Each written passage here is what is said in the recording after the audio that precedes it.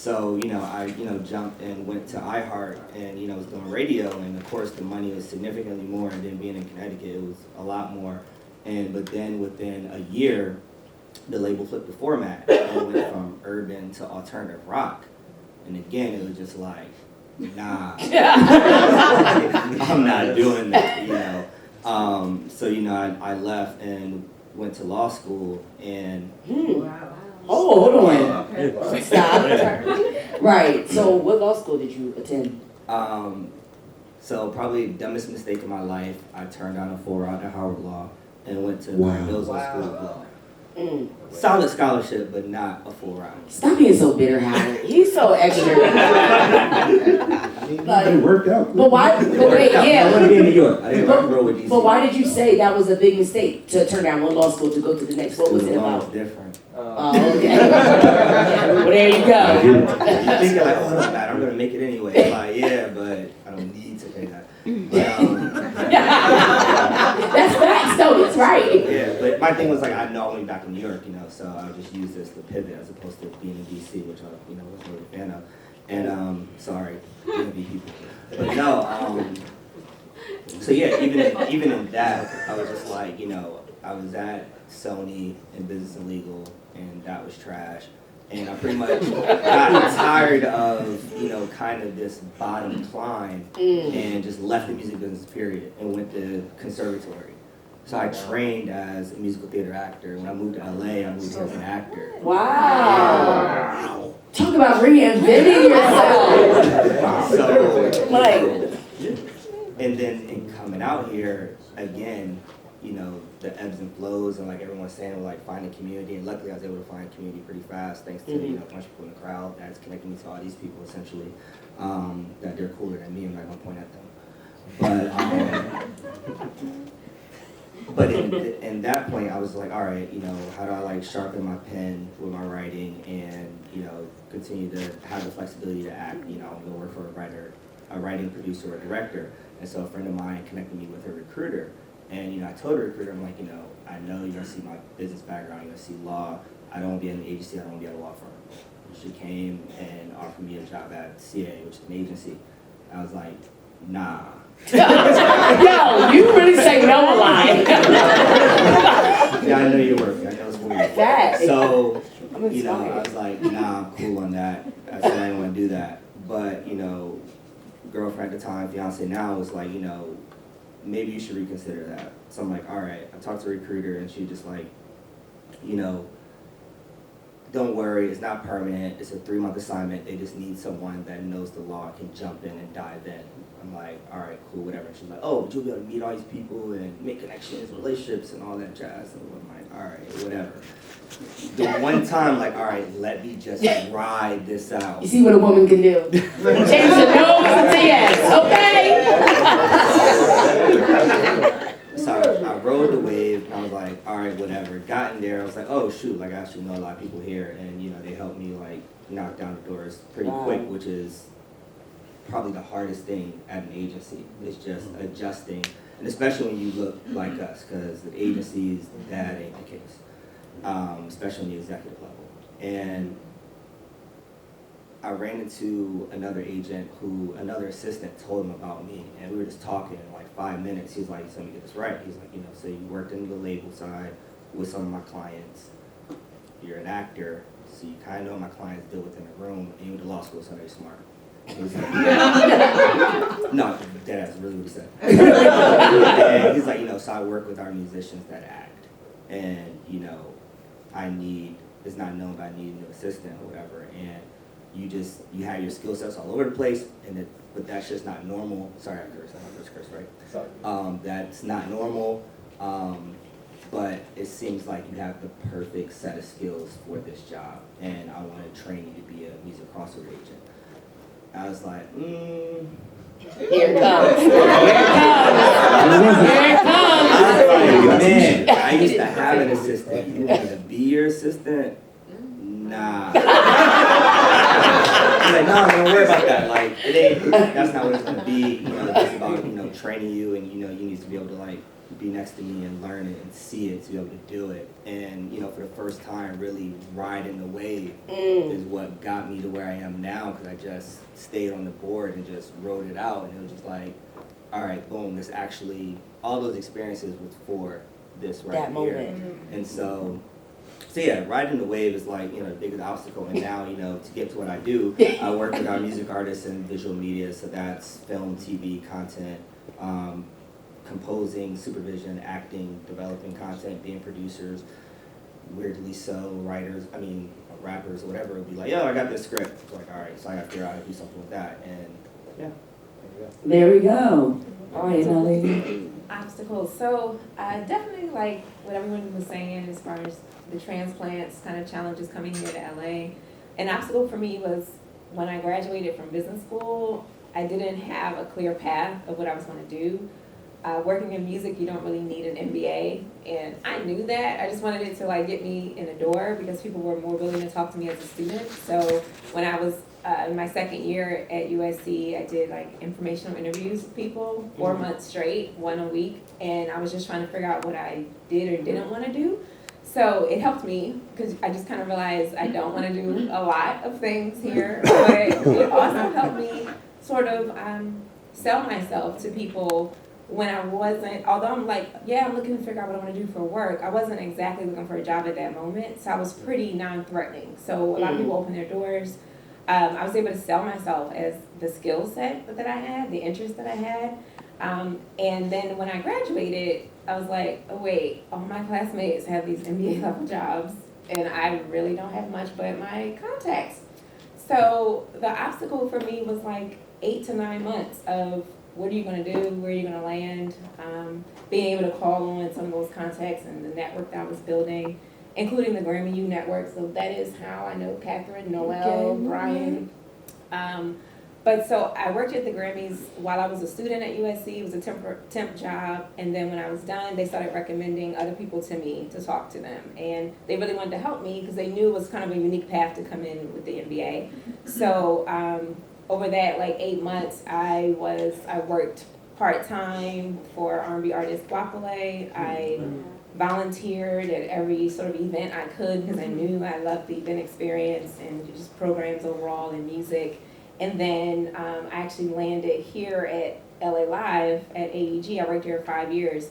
And in that time frame though, it was sleeping on people's couches. It was like giving up your lease. I think I went home for like 2 weeks, and then I was like, yeah, no. It can't be. No. So I would say definitely just the obstacle of LA, there are ebbs and flows of careers. It doesn't really matter what your job is today because it will change tomorrow. Fast forward from that, like 6 years later, I was working for Will and Jada's foundation after AEG. I was laid off there, and it was the same thing of like, what are you going to do now? I was able to pivot from managing events down here at LA Live to managing events specifically in the diversity space. So, and that's kind of how I pivoted into Universal Music University. But I will say, just the survival mode. So many people in LA are in survival mode, and they're not making true connections because of that. And some people you see go home real quick. And our fight is that we don't want to go home, but we also want to build true connections, and we want to make a statement and an impact here. And I think we're all sort of day to day, those are some of our obstacles. Like, how do you remain true to yourself? How do you keep your eye on your goals, but also build authentically with people in an environment that doesn't really encourage that? So I definitely like how you sort of highlighted that we've been able to maintain these relationships, because I think that's really important, and it's probably the biggest benefit over the time I've been here, just like the true relationships I've built with people. There we go. All right, we're going to just stay right here with you and just talk about the skill set, the work ethic. You mentioned survival mode. I think that's constant in LA. You're up and then you're down and you back up and you're down. So what type of work ethic do you need to have to even survive this survival mode? Well, definitely, I think you have to outwork the next person. You have to hone your skills as well. The last panel they mentioned like talent and people liking you. But when you talk about talent, it's like, are you actually working on the skill set? And everyone, you meet people all the time at events, at parties, and they're like, oh yeah, I'm a this. And they tell you what it is that they want to do or what their interests are. But if you're not actually able to convey what you're good at, besides what you want to be, Come on. it's hard to be able to co-sign you later. So like when it comes to longevity here, and work ethic, I think it's being the best, is not being lazy. It's also understanding the right way to communicate what you can offer somebody, because this is it's a taker industry. Take. And you have to be known as a giver instead. And people will know to call on you later. People will ask you if it's something that you may not have done, but they trust you. They'll just say, hey, do you not do this? And if you don't, you can recommend someone else. But it oftentimes gave me opportunities to do things I'd never done before. There you go. Well said, well said. And then back to you, Drew. With the work ethic, I mean, it's kind of with outworking the person next to you, but I know, when you're coming up in the agency game, a thing that you'll consistently hear is that, you gotta look at your own paper, because everyone's process is different. You may see someone be accelerating and, it could be nepotism. You may see someone else accelerating and it could be their work. What's going on around you kind of doesn't matter. It's really, what are you doing? It's like Natalie's saying, like, you can be an aspiring whatever, and, I always say, don't say you're aspiring, just say you're it. Because, whether someone's paying you to do it yet or not, but, you gotta be doing it. So if you are producing music, produce music, If you're a singer, sing. If you're a writer, write, and just keep going. Because eventually, work begets work, and that energy comes full circle, So when you're outworking other people, you just gotta be working, and more so just outwork yourself.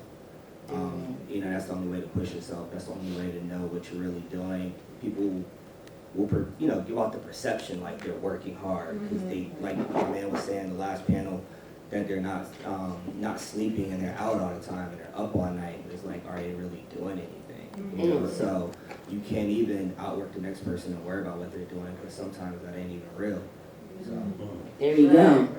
That's False perceptions. All right, right here with Brian. We're gonna start with you.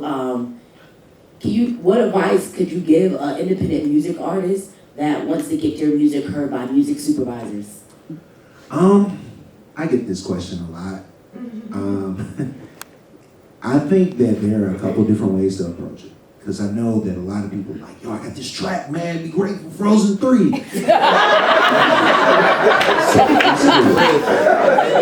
I wish I was joking, guys. I do. I think that in working on the trailer side, there's a very specific sound. DJ Artistic, like for you. You mentioned, you said computer engineer, right? Computer science. Yeah. There's, in that field, it's all about formula. You know what I mean? I think that when you know the formula, you can plug in different numbers and you'll still have the same outcome.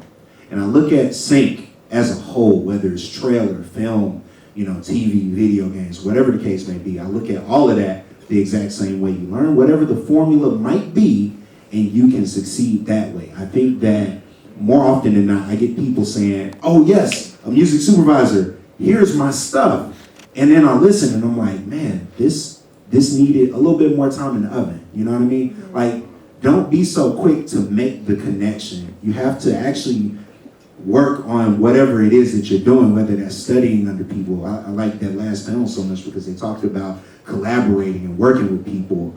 But there are two different ways. Hopefully all of that goes into the answer. You can either pitch it yourself. You can go out there and find these people. I always recommend, figuring out what your stuff sounds like. What are you watching and what are you listening to that is similar to what you're seeing on TV or hearing in video games or whatever the case may be? Instead of, oh, they're a suit, let me just pitch to them. Figure out who already is putting stuff out there in their projects that's similar to what you have, and then pursue them that way. Or you can reach out to someone and have them to pitch on your behalf. But even in doing that, find people that are in the like they're pitching stuff that's similar to what you're making. I think that that's really where a lot of a lot of this falls apart. People try to pitch stuff, and it's like, yo, this isn't it. You know, if I'm working on a show that uses country, why are you pitching reggae? You know what I'm saying? Real, like, you know what I'm saying? It's real. Like, if I'm working on this, pitch this. Don't pitch that. That's cool and that's good, but pitch this because that fits. And it's just a matter of finding a way to make the puzzle work. All right, Drew, now lady, besides meeting someone new, what is the best way to contact somebody or cold call them if you've never seen them before, you've never talked to them before? Well, I've done that a lot. Have you? I have, but I would say for the most part it's worked out for me. I would say it always helps if you know someone that knows the person. I mean, if you can either ask someone to make an intro for you, or if you can reference the person that you both know, that mutual connection in the intro email, that might help. Sometimes it's like, I was connecting with so-and-so and they recommended I talk to you. Any kind of familiarity helps when you're doing stuff like that. But I'm also one of those people that reach out to people I have no connection to, and I just took the shot. People do it all the time to me on LinkedIn. And for the most part, I respond. Like, I just want to be one of those people that I don't want to be the gatekeeper. I want to be able to share that information or that knowledge. It's not the same thing if someone's looking for just a job every moment, but if someone wants information, contact info, I'm usually known, like, I will respond to you. Whether I know you or not, I'll get a chance, I'll set some time on the schedule to talk to you. I have 2 coming up that I don't know from a can of paint, but I responded because they took a shot. So I just think you have to, there's a fine balance, whether it's email or even in person. People do it all the time in person, and People be pulling up on you? me and people around me, not always me, but you know, there's definitely that sort of line of, yes, you should be assertive, you should be confident, and then is this appropriate? Is this the place? Right. Is this So the what's way? not appropriate? Uh-oh. Because millennials, we can do anything. Trust me.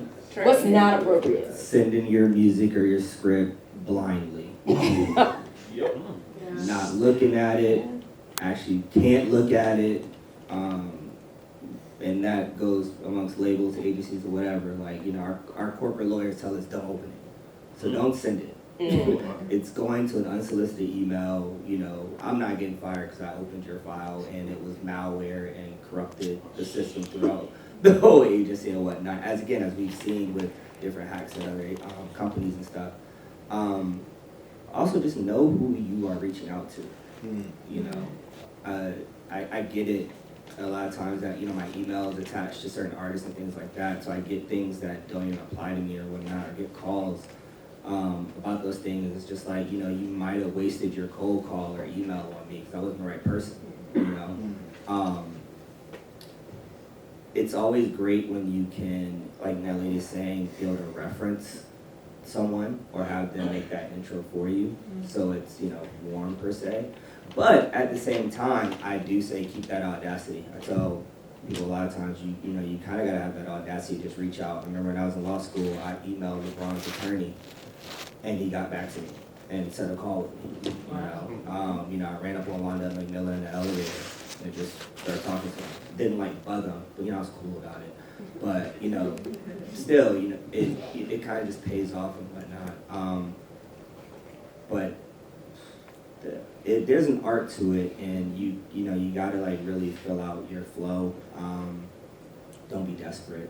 I think that's, as a lot of us, you know, will speak and just like, you know, you know, you feel that sense of desperation. You gotta know your worth, regardless of who you're talking to. I'm not no more important or special than you are. So, you know, approach whoever it is like they're a regular human being. And, you know. All right, going back to you now, lady. Many companies are finally focusing on DEI work. What is it that you wish executives and bosses knew about the importance or effects of diversifying the industry? Well, definitely, I think the more diverse the company is, the more they're fostering creativity, innovation, empathy, whether you're focusing on consumers, employees, etc. it's been proven that the more diverse the company is, the more successful they will be. You have more diverse voices in the room. Those perspectives matter when you're talking about how do you get to our end consumer. The market insights that provides alone are already proven to be successful.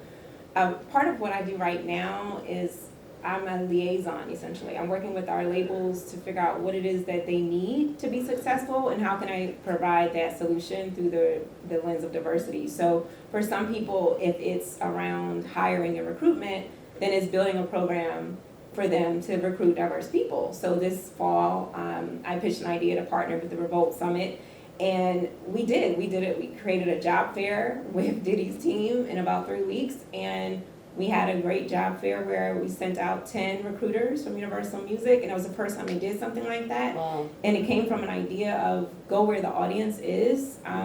We're in an industry where it's all about who you know, but at the end of the day, most people don't look like me there. So the people I know won't get that opportunity. So I think the business understands. Some people do, some people don't. It's a daily grind of just communicating what the importance of diversity is. But overall, it's about understanding the audience. It's about having people in the room that speak that same language. We always like to find a way to just communicate, speak to people the way they understand it. So we like to interpret, remix a little bit what Bernie Myers said at Netflix. And essentially it was explaining that diversity for us is about numbers. It's who's in the room, how many people are you hiring, how many women, et cetera. But diversity is also just inviting them to the party, and inclusion means asking them to dance, and belonging is really giving them the auxiliary cord.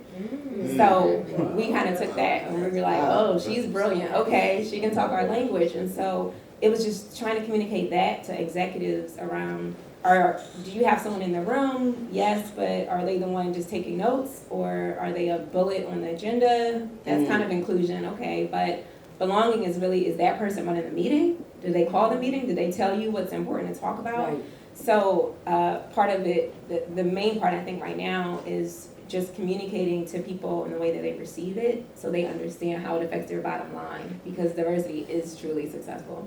Oh, there you go. DJ Artistic, how has your view on the music industry transformed throughout your career? And this one's gonna go to you, Kat, too. Okay. So I would say, so if you want to take it back to when I was actually producing, so I was producing, I was actually part of the Games camp, and the game came out about 15 years ago. Okay. With G-Unit, so that's almost like forgotten history for people who knew me from way back. We remember G-Unit, come on. I mean, of course y'all do. Of course y'all do, but yeah, so basically just even from that era, social media and everything has changed stuff so much, and it's like, for the better, for the worse, all depends on what you see it as. It's kind of reverted back to the disco days when it was kind of a singles-driven era versus albums. So even though it's a whole lot of artists who are still putting out great albums, overall, it's a lot of artists who come kind of like, that kind of started back with the ringtone era. So the whole ringtone rap era, we had Soulja Boy, the Jamster commercials and all that, those annoying commercials back in the day. So to me, it's like, I would say as a whole, it's changed in so many ways, but it depends on where you want to go. So everything from the 360 deals, I'm not highly educated when it comes to the whole business side of it at that level, but to me, as a DJ, just seeing how the music comes out of it, to me is where, I would say starting with the jerking era. Back 10 years ago, LA had the jerking era, the You're a Jerk and all those songs. A lot of those songs sounded so amateur, even some of the Snap stuff, even some of the Soulja Boy stuff was so amateur. The engineering, we're talking about mixing and mastering at the last panel, a lot of that stuff is just done in somebody's bedroom. He's 15 years old. It sounds like trash, but the kids love it. Right. So it's like, do you even have to master it for them to love it? But it's about, to me, it's about, for it to really last, you have to have a certain quality to it. So a lot of those songs that do have that low quality, it has that novelty effect. Where they love it for a couple weeks. It's 20 million views on YouTube for certain songs, and the next year they don't want to hear it ever again in their life. So to me, when I'm talking to artists, it's more so like, look, you can aim to do both. Aim to make something that's relevant enough to where a DJ like me will play it, because if it sounds too dated or if it's just not enough energy, I can't play it, period. So make it trendy enough, but not so trendy that it's gone by next week, because there's so many artists who have hits, and I've met so many artists, like, I don't want to say any names, because holler at me after, hear some names, but I've met so many artists where they have the hottest song on the radio, Like last year, I'm not gonna say his name, but he was so cocky, just feeling himself from that one song he had. I went to the bathroom during a little break. He's in there with a girl in the bathroom, just feeling himself with his ego, and all else. And it's like, to me, it's where he's already fell off, if you want to be real. So it's like, it's about just really studying the craft, and it's still the same elements that made you successful back in the 70s and 80s. It's always Same formula. Yeah, same formula. It's always been one-hit wonders. That's been happening since probably the beginning of time. But at the same time, it's just about, if you really are serious about it, you have to just focus and make what lasts the longest. So that part has never changed. But as far as social media, making people hits overnight, that's the biggest change I've seen in the last 15 years. Okay, Catherine? I think I'm going to talk about things from a partnership perspective, just in terms of like people sponsoring things, festivals specifically, but even events, and like how brands are involved with like how we consume music. That's definitely evolved rather since I started out in my career. Like I don't even think I knew my job existed when I first started like trying to be in the industry. And just to give you like a little bit about what I do specifically, anytime a partner makes a deal for one of our festivals, they have all of these things in their contract that they're supposed to get. So I work on a team that basically facilitates all of their deliverables from end to end, whether that's like them making sure that they get their space on the field at an event and they get all their production needs, or they're getting their social media posts, they're being able to produce content around what they're doing and like tell the story of them being in the festival.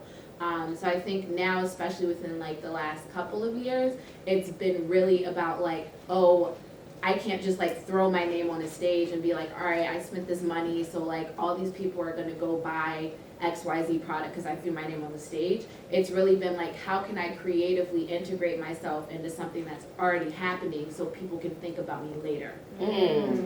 Or how can people that aren't even there know that like I should check this out?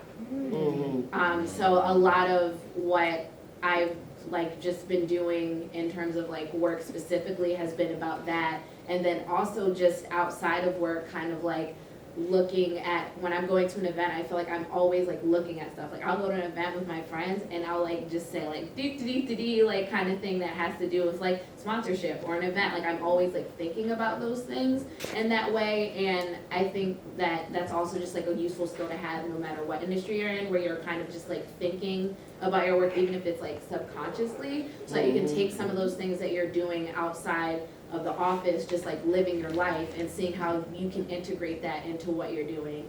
And for me specifically, like integrate that into how we're servicing our clients. All right, there you go. Well, we're gonna take it to the audience now. This is question and answering time. So if you have a question, don't be shy. Okay, we got a Black History brother right here. Okay. Represent. Happy Black History Month. Yay! Just want to thank y'all for being on the panel. I'm also a Howard grad. Shout out to HG. Let's go. Also shout out to Baltimore, Catonsville. Oh my gosh, I'm actually from Pikesville, but that's fine. That's fine. Baltimore County. Okay. My question, you guys talk a lot about building relationships. One of the brothers from the last panel mentioned that, not always hitting up his networks just about work, and actually like building authentic relationships. I just wanted any advice, as a young Howard alum as well, in the creative services and digital marketing sort of industry. What's a good way to build authentic connections without always, coming to people about a work and what you can offer them, but in this game of people only want to talk to you if what you can do for them. But I still want to hit you up because I'm interested in learning about what you're doing. And ultimately, hey, maybe a few years down the line, I do want to work for you. But yeah, any tips or ways or strategies you use to build those authentic relationships? Thank you. One thing I would say, and I think that's a great question, so I want to preface that, it's really important, is like learn about people's interests outside of what they do. Like learn about what really like gets them super excited. What really outside of work are they spending time doing? if they're like really into family things, like learning about their family, you know that that's something that's really important to them, like learn about their family the next time you randomly see them, or if it's somebody that's like in your office or something, ask them about that. Be like, hey, you know, like I think you had mentioned you were going to your cousin's wedding, like how was that? Were you able to like spend a bunch of time with your family? Because I know that you hadn't seen them in a long time. It's like, it seems like something very small, but it honestly, especially if you approach it from a place that's genuine, like people remember that. And for all you know, someone might not have even asked them how they were doing all day.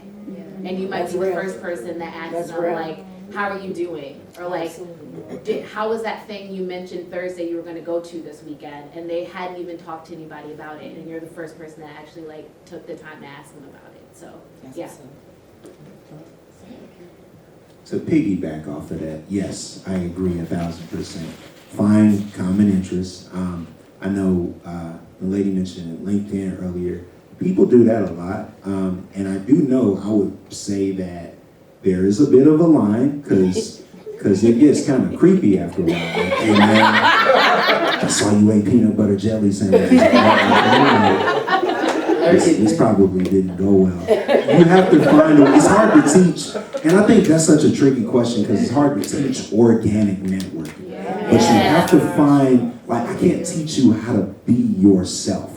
You just have to do what you can to find common ground without being creepy or weird or scaring people or making them get off of social media.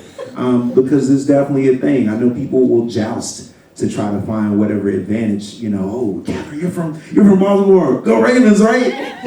You get that, right? Yes, I know you get that on the regular, and I get it, and that's fine, but once again, just find a way to not push your, whatever it is that you're doing so hard. Like sometimes, yeah, like she said, a basic, hey, how you doing? It's good to meet you. I admire what you do. I know what it is that you do. And here's how we can find some kind of common ground there. Don't scare people and don't stalk people, please. Someone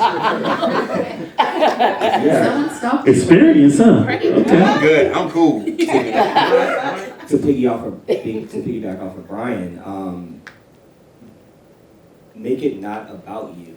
You know, be of service first. You know what I mean? Like, I think a lot of times when we seek other people out, we're like trying to figure out what we can get from them. And more times than not, you know, you build an authentic relationship when you try to help others. You know, I think of my connection to a lot of people on stage comes from my man right here, Amadou, where we worked at the agency together.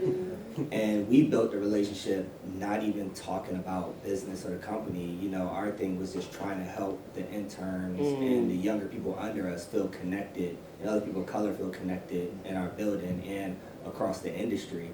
And that, you know, led us to being, you know, building a strong bond and meeting others, you know, with similar minds. You know, like then my homegirl Ashley that was here, when I first moved out here, and she's a student, I used to work on her film sets for free. And, you know, that led to her, you know, oh, Drew, I'm having some people over, like, pull up. And again, she always, a lot of people in the industry is probably most connected people, but that's an authentic relationship that led to other authentic relationships. And it started from me being a service to her. Just like, oh, all right, you got your student film, like, yo, whatever you need me to do. Oh, you need my foot in the shot? Cool, boom. Oh, like, for real. I literally went to films with my foot. But, you know, or, you know, you need me to move something from A to B, you need me to drive your props truck, whatever, you know. It was just, you know, genuinely being of service and not really seeking out anything. So. There you go. All right, do we have any other questions right here in the front? Right here, ma'am, yes. You can stand up. Oh, she's coming.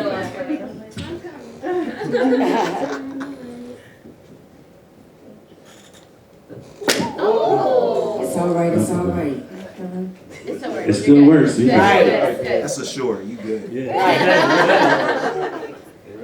Okay, so I'm from Texas. Hey. And so I've been in LA for about 3 years now. So a main thing that Drew brought up was really just finding the flow. So, or just going with the flow of opportunities that come your way. So I won't say a problem, but an instance that I've actually been running into a lot is I do have a lot of experience in the music industry. So a lot of people do approach me about different things. And granted, you may be good at a certain thing, but you're just like, nah, you know, so it's like, how do I find my nah, and then which You need a trademark now, for real. Adding that. Finding your now. Finding your How nah. do you find your nah, and then how do you know? I think that's where I'm at right now, you know, because I quit my job of like 5 years last year, went on a nationwide tour, was tour managing, all that stuff, and then I came back and I'm like, okay, now what? You know, so it's like I've had different opportunities of people approaching me to, you know, help them with certain projects and things like that, but it's like, how do you find your nah, and then how do you know which one to write out? Like, and I know like you have to listen to your instinct, but I'm just so over analytical, so it's really hard for me to be like, yeah, this is the one I'm gonna stick out with, and this is the nah. So anything that you guys would like to share, I'd be ready. Yeah, Drew, nah, expert.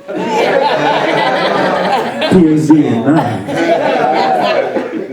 But I mean, it's kind of what you were saying with knowing what you're good at and what you want to do, but also knowing what you don't want to do. And I need to remember the reference because I use it, but I never know the story. I don't remember if someone said it or if they said it to me or whatnot. But the story is, someone was talking to their father. And so a young man was talking to his father, and he had some opportunities coming up, and his father pretty much told him, before you start taking offers, know what you're not willing to do before it comes up. And yeah, that's how you find your nah. You're not trying to do before, it's presented to you, because it's going to be presented to you. Temptation is going to come, or just a messed up situation is going to come. And you got to know what you're like, when to say nah. Like, I'm But not they're not doing bad. They're not bad offers. That's the thing. It's just like, oh yeah, I could do that. Yeah. Those are good problems then. I mean, it's good, It's good but problems. you don't want to overwhelm yourself either. So, And there you go. yeah. How much is it going to be overwhelming to you energy-wise? Are you going to give too much of yourself? So saying nah isn't necessarily a negative thing. Right. It's, just your personal strength. Boundary is great. Exactly. Strength. Exactly. I would say, because for me personally, my lady can probably attest, like, it's hard for me to say no to certain things, but I'm the type that somebody will ask me something and I'll tell her, I'll complain to her, I don't want to do this, and that, but I want to tell the person no, because I don't have it in me to always say no, but a lot of times it's delivery. It's delivery, and it's about timing, so it doesn't have to be hell no. It can just be like, sometimes it's, I would like to, but at this time I can't. Or I can do it, if they ask you for 20 hours or something, maybe I have 4 hours, or maybe in 3 months I could do it. So it's about adjusting and that too. And I would just add, it's also about kind of what Drew was saying, but it's just like self-preservation. If you know how to do it, doesn't mean you want to do it. Exactly. It doesn't mean you have the current mental capacity to get it done the way you would like to do it. Right. I feel like there's always, for the most part, there's always opportunities. And I think you just want to be careful about your time, your space, and your capacity to do it in the way that you want to do it. And sometimes it's about money, and sometimes it's about your time. And it's just which one do you value more? And if you look at each one in that way, then you'll make the right decision. There you go. Okay, we're going to have one last question. No, we're not. Sorry, y'all. We Life gotta wrap. is good, But but I time is tell you done.